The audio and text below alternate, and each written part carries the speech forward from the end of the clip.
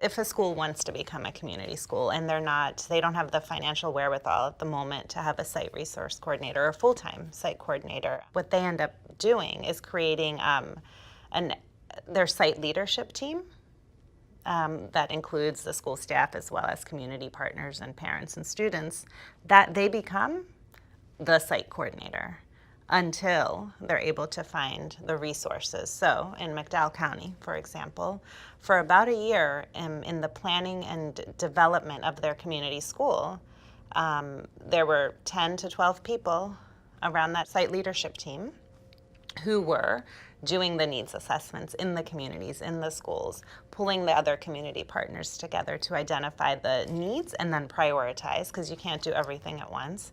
And then after about a year and a half, the district was able to find funding, right?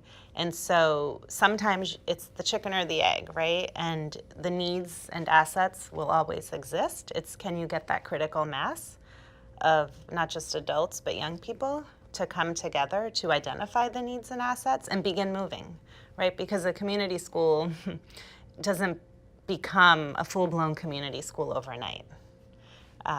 You start with the low-hanging fruit. And I'll go back to my West Virginia example again. The low-hanging fruit was the adults wanted nutrition classes. So the University of West Virginia Extension Program was a partner, and they came and began offering these cooking and nutrition classes. And that kind of served two purposes. One, it was meeting a desire of the adults in the community, but then it also began to break down the barrier that had been created between the school and the adults. So they began to come into the school building and now are much more engaged than they were 3 years ago or even before.